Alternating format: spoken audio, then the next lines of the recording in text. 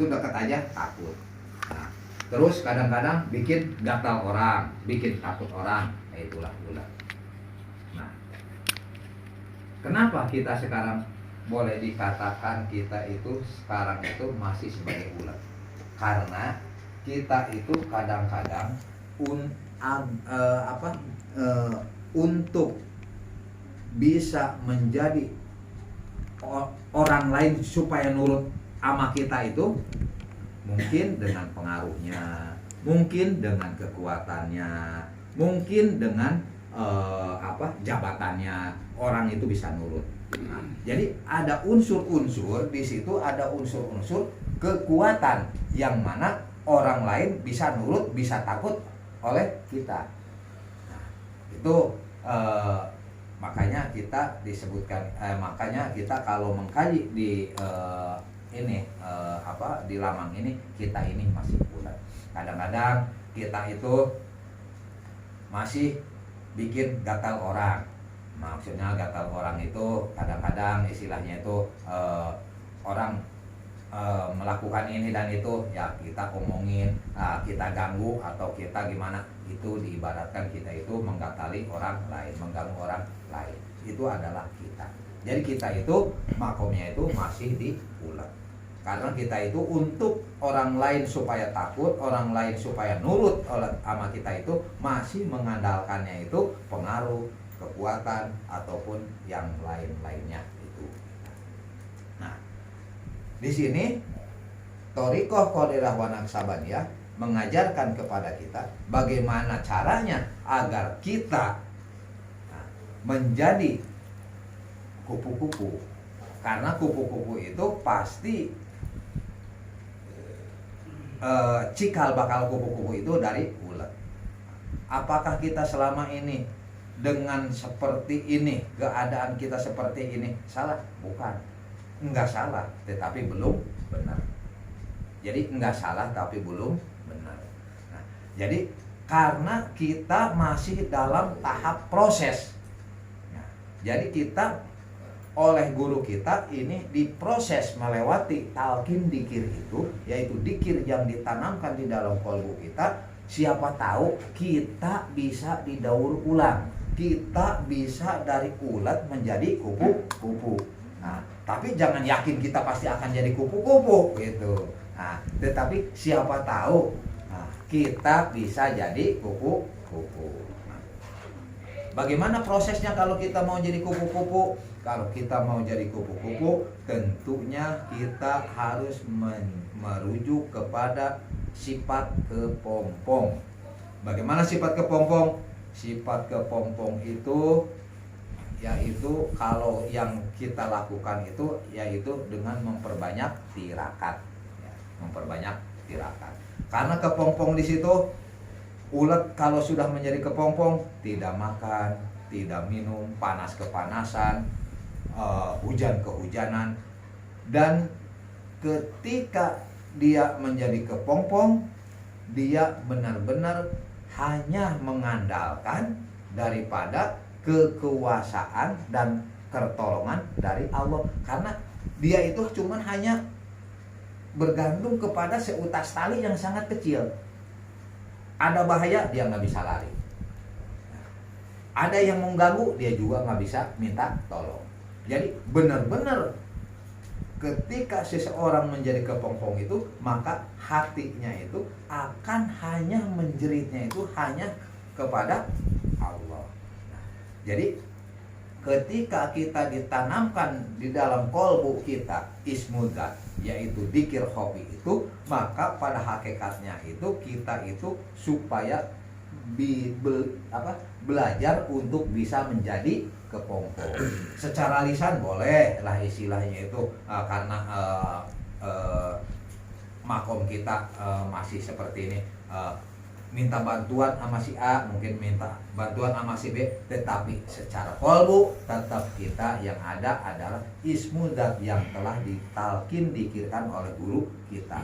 Jadi minimal kolbu kita selalu mengingat Allah, tetap selalu berkait dengan Allah, selalu memohon pertolongan kepada Allah, walaupun lisan kita meminta pertolongan kepada sesama makhluk, karena makom kita masih makom seperti ini.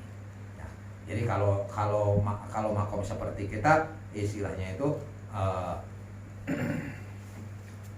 masih membutuhkan satu sama lainnya. Adapun istilahnya itu orang-orang yang bisa tidak ada ketergantungan kepada sesama makhluk, itu pun merupakan kehendak Allah dan petunjuk daripada Allah. Ya mungkin insya Allah kita dengan berbagai ikhtiar kita, mungkin kedepannya kita bisa seperti itu. Ya hanya bergantung kepada pertolongan Allah Subhanahu wa Ta'ala. Nah, setelah menjadi kepompong, lahirlah seekor kupu-kupu. Nah, ketika sudah menjadi kupu-kupu, tidak ada lagi orang yang membenci, tidak ada lagi orang yang takut, tidak ada lagi orang yang menghina, karena kupu-kupu itu menjadi indah. Nah, jadi nggak ada orang yang benci sama kupu-kupu, nggak ada orang yang takut dengan kupu-kupu, nggak ada istilahnya itu orang itu yang istilahnya itu merasa terganggu dengan kupu-kupu. Itulah kupu-kupu, yaitu kupu-kupu setelah keluar dari kepompong, dia akan terbang kemanapun dia kehendaki, kemanapun dia inginkan akan terbang. Tetapi tetap terbangnya memakai dua sayap. Nah, jadi dua sayap di sini ini melambangkan bahwa ketika kita mau terbang menuju Allah yang disebutkan suluk, tetap kita harus melakukan atau memakai dua sayap, yaitu syariat dan hakikat. Jadi kita tidak boleh meninggalkan ibadah syariat dan ibadah hakikat. Jadi dua-duanya tetap harus kita pakai untuk mencapai ridho Allah, untuk mencapai suluk kepada Allah Subhanahu wa Ta'ala. Nah, jadi untuk menjadi seorang salik, kita tidak bisa hanya dengan mengandalkan sholat maghrib 3 rakaat saja, nggak bisa. Nah, kita mau melakukan perjalanan menuju Allah Subhanahu wa Ta'ala hanya dengan mengandalkan puasa kita, nggak bisa. Tetapi kita harus mengiringi ibadah-ibadah kita, yaitu dengan ibadah-ibadah yang ada berkaitannya dengan kemakrifatan. Jadi kemakrifatan ini adalah salah satu realitas dari pada dimensi abstrak kita, dimensi ketuhanan kita, untuk bisa menembus sampai ke 4 alam, yaitu alam mulki, alam malakut, alam jabarut, sampai ke alam lahut. Itulah alam-alam itulah yang harus kita tembus. Alam-alam itulah yang oleh guru kita ini dibimbing agar ruh-ruh kita bisa sampai kepada alam lahut. Tapi kok saya nggak merasa apa-apa, katanya. Ketika saya dikit kok nggak merasa apa-apa. Kalau masih merasa apa-apa, kalau masih mengaku bahwa kita dikir masih ada apa-apa, berarti kita belum pindah alam. Nah, itu masih alam dunia. Nah, karena masih berkaitan dengan alam mulki. Alam mulki itu ketika masih terlihat, ketika masih terdengar, ketika masih keraba, keinjak, itu masih ada di alam mulki. Dengan tidak ada rasa itulah, nah, pada hakikatnya kita itu sampai kita itu dituntun oleh guru kita agar kita, ruh kita bisa sampai ke alam lahut. Jadi waliullah menurut Allah itu tidak ada tanda-tanda khusus. Waliullah yang menurut Allah bahwa orang tersebut itu waliullah, boleh jadi secara jasadnya tidak ada keanehan, tidak ada keunikan, tidak ada kekuatan, tidak ada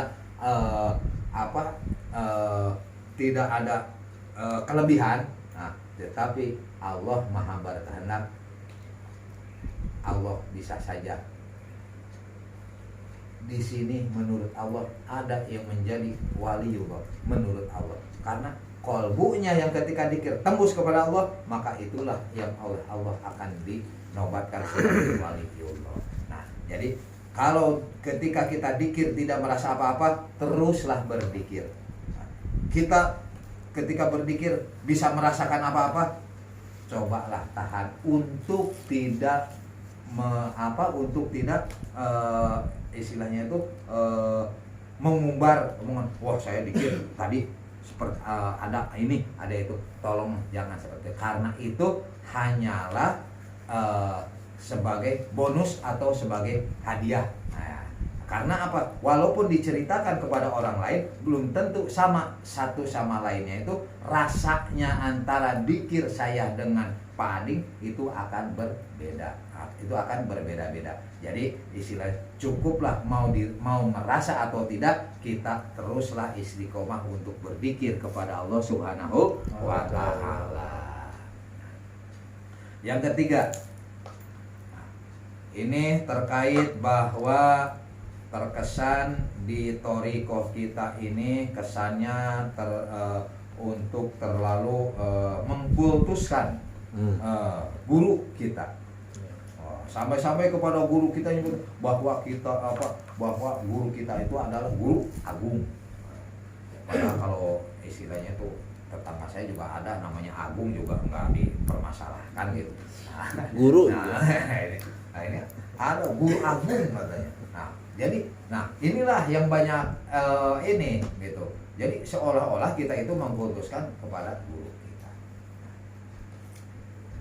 Pada hakikatnya kita mengkultuskan seperti itu bukan mengkultuskannya kita kepada dohiriyahnya, kepada jasadnya, tetapi kita mengagungkan kepada ilmunya. Apakah pantas guru kita keilmuannya diagungkan? Baik, sekarang kita agar supaya kita bisa ada sedikit perbedaan antara Pangersa Abah sebagai guru kita dengan guru-guru kita yang lain. Guru kita mengajarkan kepada kita, guru kita menuntun kepada kita untuk berzikir dengan membaca kalimah la ilaha illallah.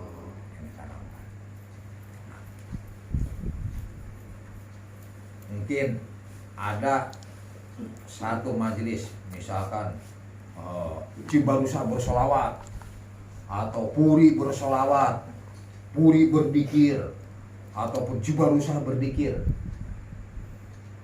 Tetapi setelah acara itu selesai, mereka baca sholawat lagi nggak secara istiqomah? Berzikir lagi nggak secara istiqomah? Nah. Tetapi di thariqah Wadak Sabaniyah, ketika sudah ditalkin dzikir, saat itu ditalkin, begitu kelar ditalkin pun, situ sudah langsung otomatis kita berzikir. Itu salah satu daripada kelebihan daripada guru kita. Wajar kalau kita menyebut guru kita ini guru agung. Agung itu adalah keilmuannya. Nah, buktinya apa? Ya yang dirasakan oleh kita seperti itu. Nah, di majelis-majelis lain istilahnya itu amalan-amalannya itu kita itu hanya mengamalkannya itu hanya di tempat itunya aja, di majelisnya aja. Setelah itu kita biasa lagi aja. Nah, tetapi di thariqah kita ini begitu kita sudah ditalkin dzikir, kolbu kita sudah hidup, setiap habis sholat kita dikir 165 kita lakukan, ininya mingguannya kita istiqomah juga untuk menjalankannya, ataupun bulanannya atau manakibannya juga di mana-mana juga itu sudah ada, asal kita tinggal maunya. Nah, itu secara istiqomah. Nah, ini merupakan salah satu daripada keagungan guru kita. Nah, karena apa? Bisanya kita beristiqomah untuk menjalankan seperti itu. Nah, ternyata ini karena berarti berkaitan dengan rasa dan kolbu kita. Jadi sekali lagi, yang agung itu bukan dohiriyahnya, tetapi keilmuannya. Kenapa keilmuannya agung? Karena kita merasakan sendiri secara langsung. Bagaimana ketika kita sebelum ditalkin dikir, ya paling juga baca subhanallah juga 33 kali, alhamdulillah 33 kali. Itu aja sudah merasa kita udah berdikir. Oh, di mana habis dikir, habis wiridan, padahal cuma 30. Tapi kita setelah ditalkin dikir dengan tidak ada hitungannya di dalam kolbu kita, apakah kita menyebutkan kita habis berzikir? Enggak. Jadi seakan-akan zikir itu tidak ada putus-putusnya dari ditalkin sampai saat ini. Adapun lupa, 1000 kali lupa, maka harus 1000 kali ingat. Jadi lupa, ingat, zikir. Lupa lagi dan ingat, zikir lagi. Jadi 1000 kali lupa, 1000 kali zikir. 1000 kali zikir, 1000 kali lupa, yaitu sudah menjadi kehendak dan ketetapan Allah Subhanahu wa taala di kelas kita. Nah, kita gitu aja lah. Bulat. Nah, yang kedua, salah satu daripada keagungan guru mursyid kita, salah satu keagungan daripada keilmuan guru kita. Kalau tadi kita membaca kalimah la ilaha illallah, yang kedua ada ritual lah, kalau bahasa ininya lah sekarangnya ritual gitu ya. Nah, ritualnya itu ada yang namanya tawajuh. Tundukkan wajah kita ke sebelah kiri, tekukkan lidah ke atas, rapatkan gigi, tutup bibir kita, hidupkan kolbu kita.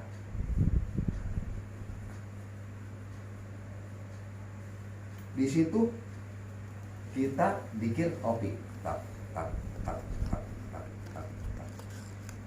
Di situ tidak ada yang kita dengar selain yang kita sebut. Di situ tidak ada yang terlihat selain yang kita dengar dan yang kita sebut. Sementara yang kita sebut itu tidak ada suaranya, tidak ada tulisannya. Yang kita dengar itu juga tidak ada suaranya. Jadi pada hakikatnya zikir hobi itulah syahadat yang hakiki. Syahadat yang hakiki ketika kita lagi tawadhu. Aku bersaksi bahwa tiada Tuhan selain Allah. Jadi syahadat yang hakiki yaitu ketika kita lagi tawadhu. Nah, kalau kita istilahnya cuma pakai syahadat biasa, kapan kita bersaksi? Di mana kita bersaksi? Itu akan bingung. Di mana kita bersaksi? Di Cibarusa, musyrik. Di mana? Di masjid, musyrik. Tetapi kita diberi oleh guru kita untuk menyaksikan bahwa tiada Tuhan selain Allah ketika kita lagi bertawadhu. Jadi tawadhu itu adalah hakikatnya itu adalah syahadat yang hakiki, syahadat yang tidak diucapkan, syahadat yang tidak bertuliskan, syahadat yang tidak ada orang yang tahu.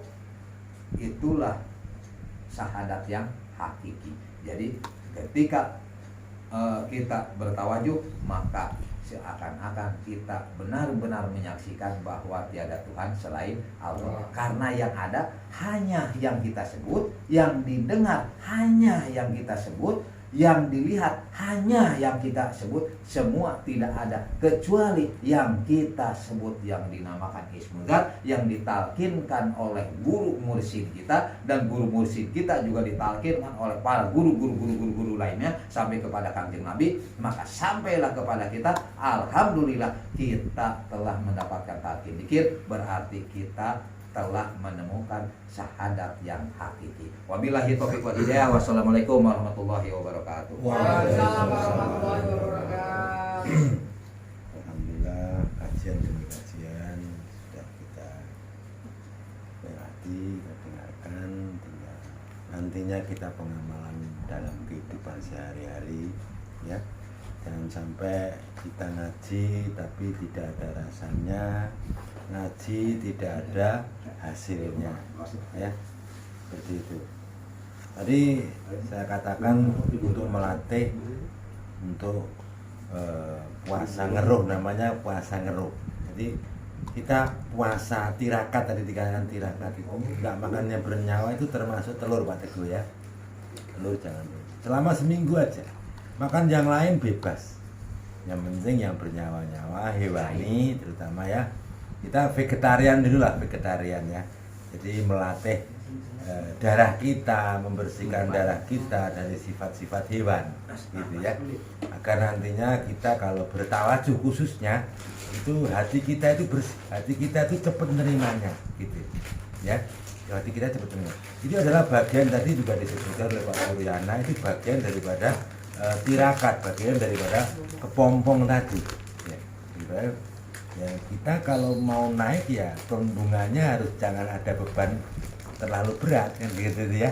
Kalau kita pendungan atau pelembungan itu nanti terlalu berat dengan beban, tentu saja kita tidak akan bisa naik.